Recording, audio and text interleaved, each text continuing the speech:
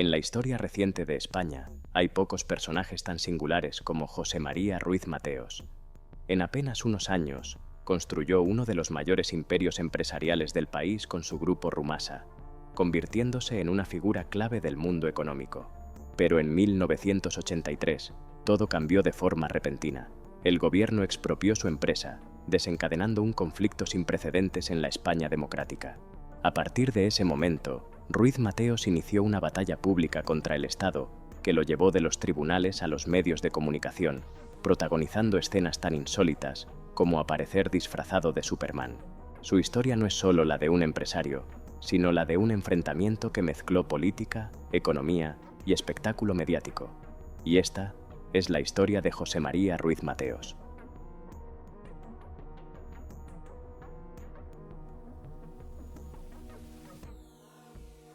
José María Ruiz Mateos nació en 1931 en Jerez de la Frontera, en el seno de una familia dedicada al negocio del vino. Como muchos empresarios de la España de posguerra, comenzó en un entorno modesto, pero con una ambición empresarial muy clara. Durante los años 60 inició una estrategia que marcaría toda su carrera: comprar empresas con dificultades financieras y tratar de reorganizarlas. Muchas de esas compañías estaban al borde de la quiebra, pero Ruiz Mateos veía en ellas una oportunidad. A lo largo de los años 70, fue construyendo una red empresarial cada vez más grande bajo un nombre que pronto se haría conocido en toda España: Rumasa. El grupo creció de forma extraordinaria. Llegó a controlar más de 700 empresas, incluyendo bancos, cadenas hoteleras, bodegas y compañías industriales. Se calcula que el conglomerado llegó a emplear a decenas de miles de trabajadores. Este crecimiento convirtió a Rumasa en uno de los mayores grupos empresariales del país, pero también empezó a generar preocupación entre las autoridades económicas. Para entender el conflicto que vendría después, hay que recordar el contexto de la época. A finales de los años 70, España atravesaba una profunda transformación política y económica tras la muerte de Franco. El sistema financiero estaba en proceso de reforma y modernización. Muchos bancos presentaban problemas de solvencia, y el Estado trataba de evitar crisis que pudieran afectar al conjunto del sistema. En ese contexto, Rumasa controlaba varias entidades financieras importantes. Según los informes del Banco de España, la estructura del grupo era extremadamente compleja y existían fuertes conexiones financieras entre sus empresas. Las autoridades temían que una posible caída del grupo pudiera provocar un efecto dominó en el sistema bancario. Durante años hubo tensiones entre el grupo Rumasa y los organismos reguladores. Finalmente, el gobierno tomó una decisión que cambiaría por completo la historia de la empresa. El 23 de febrero de 1983, el gobierno español anunció la expropiación del grupo Rumasa. La medida fue extraordinaria. Mediante un decreto ley, el Estado tomó el control de todas las empresas del conglomerado.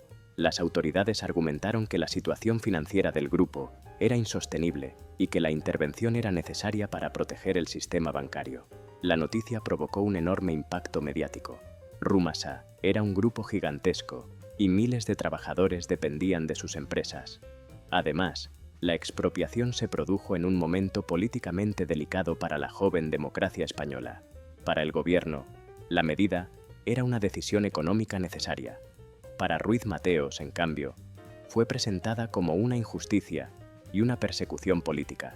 Desde ese momento comenzó una batalla pública que se prolongaría durante décadas. Tras perder el control de su imperio empresarial, Ruiz Mateos inició una ofensiva mediática sin precedentes. Denunció públicamente lo que consideraba una confiscación ilegal y comenzó a presentarse como víctima de una gran injusticia. A mí las referencias que me han llegado del juez, que se trata de una persona muy capaz, muy competente, de gran formación y de gran ecuanimidad.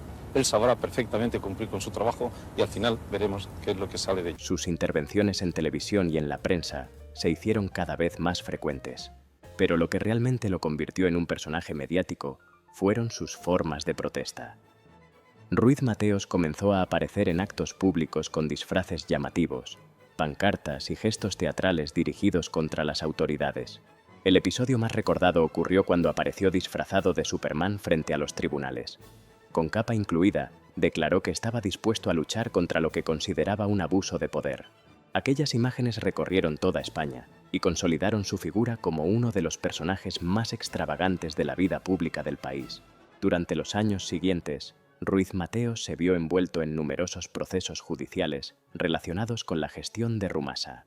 Hubo órdenes de detención, comparecencias judiciales y varios episodios en los que intentó evitar a la justicia durante un tiempo. Uno de los momentos más recordados ocurrió en 1989, cuando intentó acercarse al entonces ministro de Economía durante un acto público. Las imágenes del incidente circularon durante años en la prensa y la televisión.